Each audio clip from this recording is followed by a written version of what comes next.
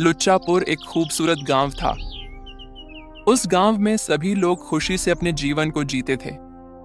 उन लोगों के पास बड़े बड़े घर थे, लेकिन इस गांव में एक विमलेश नाम का एक लड़का रहता था। ना उसके पास कोई अच्छा सा घर और ना ही उसके पास दिमाग। वह पूरा दिन आवारा की तरह गांव में घूमता था। रात में घूम कर आने के बाद वह अपनी माता से, अरे मम्मी, कौन सा खाना बनाई हो? अंडा डोसा नहीं बनाया है क्या? बना दो आज, मुझे बहुत मन कर रहा है खाने को। अरे बेटा, अभी मैं पूड़ी सब्जी बनाई हूँ। कल मैं अंडा डोसा बना दूंगी, तुम आज पूड़ी सब्जी खा लो। अरे मम्मी, तुम रोज यही कहती हो, मैं कल बना दूंगा, कल बना दूंगा। तुम मुझे अभी बना कर दो, नहीं तो मैं पूरी सब्जी भी नहीं खाऊंगा और मैं बिना खाना खा ही सो जाऊंगा। अरे बेटा, क्यों परेशान हो रहे हो? मैं बना देती हूँ, लेकिन कल सुबह तुम्हें ये वासी पूड़ी सब्जी खानी पड़ेगी। हाँ हाँ, खा लूंगा, लेकिन मुझे अभी अंडा डोसा चाहिए तो चाहिए। हाँ, और अंडा डोसा अच्छे से बनाना और उसके ऊपर प्याज के छोटे छोटे टुकड़े काट कर डालना, जिससे अच्छा स्वाद आता है। यह सब कुछ विमलेश के पिताजी सुन रहे थे। अरे बेहुदा, पूरा दिन आवारा की तरह घूमता रहता है। शाम को आने के बाद तरह तरह के खाना खाने की जिद करता है। कम से कम कुछ काम कर लेता तो मैं गांव में लोगों से कहता कि मेरा बेटा कुछ कर रहा है। कम से कम अंडा डोसा का ठेला भी तो लगा सकता है बेहुदा। अरे पापा, आप बिना फालतू का दिमाग खराब मत कीजिए। ठेला लगाने के लिए मुझे पैसा की जरूरत होगी। वह पैसा आप देंगे तो मैं कल ठेला लगा दूंगा। आए बहुत ठेला लगाने के लिए कहने वाले। अगले दिन विमलेश के पिताजी अपने दोस्त से, अरे राजू, मुझे पैसों की थोड़ी जरूरत है। क्या तुम मुझे 10,000 रुपए दे सकते हो? मैं 1 हफ्ते के अंदर तुम्हारा पैसा वापस कर दूंगा। मेरा बेटा ठेला लगाने के लिए जिद कर रहा है, उसके लिए मुझे थोड़ा सा पैसा चाहिए। अरे भाई, तुम मुझसे ऐसा बात क्यों कर रहे हो? मैं तुम्हें पैसा नहीं दूंगा तो किसे दूंगा? तुम मेरे सबसे अच्छे दोस्त हो। आज शाम को आना, मैं तुम्हें 10,000 रुपए दे दूंगा। और ऐसे शाम को विमलेश के पिताजी अपने दोस्त के पास से 10,000 रुपए लेकर आते हैं और उस 10,000 से विमलेश अपना एक अंडा डोसा का ठेला लगाता है। मेरे गांव में बहुत सारे अंडे डोसे के ठेले हैं, तो मुझे उन लोगों से कुछ अलग करना होगा, जिससे मैं अपनी दुकान पर लोगों को बुला सकूं। और ऐसे करके विमलेश ने अंडा डोसा के साथ चिकन डोसा, बटर डोसा और तरह तरह के डोसा बनाने लगा था, जिसकी वजह से उसके दुकान पर अच्छे खासे लोग आने लगे थे। एक दिन एक चंपकलाल नाम का आदमी कुछ लोगों के साथ आता है। वह सारे लोग चोर थे। अरे भाई, ये तुम्हारा गांव में ठेला नया नया लग रहा है।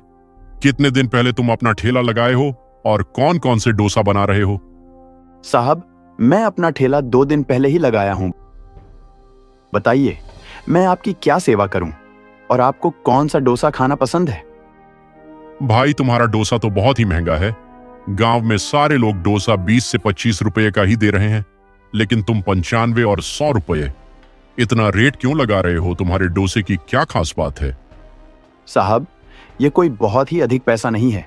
इसमें मैं अच्छी क्वालिटी का मटर, अच्छे क्वालिटी का अंडा और फ्रेश चिकन का उपयोग कर रहा हूं। तो साहब, रेट बढ़ेगा ही। गांव के और सारे ठेले वाले खराब क्वालिटी के सामान का उपयोग करते हैं। ऐसा है क्या? फिर तुम हम सारे लोगों को अंडा डोसा बनाकर दो। देखता हूं कितना अच्छा बनाते हो या सिर्फ लोगों को ही बेवकूफ बनाते हो। और विमलेश उन चारों को अंडा डोसा लगाकर देता है। वह सारे लोग अंडा डोसा खाने के बाद, भाई, तुम्हारा डोसा काफी अच्छा था, पूरा पैसा वसूल है, लेकिन तुम्हें एक समय ऐसा आएगा जब तुम अपने काम से उब जाओगे तो तुम मेरे पास आना, तुम्हारे लिए मेरे पास काम है। और ऐसा कहकर वे लोग वहां से चले जाते हैं। भाई, जब भगवान देता है तो छप्पर फाड़ कर देता है। अभी मेरा ये अंडा डोसा का ठेला अच्छा चल रहा है और वह साहब आए, वह भी कह गए कि यदि तुम इस ठेले से उब जाना तो मेरे पास चले आना। वह भी ठीक है, जब मैं उब जाऊंगा तो साहब के पास चला जाऊंगा। देखने में भी अच्छी खासे पैसे वाले लग रहे हैं, मेरा भी कहीं काम लगवा ही देंगे। वे लोग चोरी करने के बाद अंडरग्राउंड में पैसा को और सोने को छुपा कर रखते थे। एक दिन वह लोग दोबारा से विमलेश की दुकान पर अंडा डोसा खाने के लिए आते हैं और विमलेश उन लोगों को अंडा डोसा लगाकर देता है। वे लोग अंडा डोसा खाते हैं और खाकर चले जाते हैं। ऐसे वह लोग हफ्ते में एक बार अंडा डोसा खाने के लिए आया करते थे। साहब, इस गांव में सुना है कि हर हफ्ते चोरी हो रही है। पता नहीं कौन चोरी कर रहा है, लेकिन वह चोरी ऐसे लोगों के घर पर कर रहा है जहां पर करोड़ों रुपए निकाले। गरीबों के घर पर चोरी नहीं कर रहा है। पुलिस वाले ने पकड़ने वाले को 25 लाख का इनाम भी रखा है। काश मैं पकड़ लेता तो मजा ही आ जाता। भाई फिर तुम्हें क्या प्रॉब्लम है? कौन सा तुम्हारे घर चोरी करने आ रहे हैं?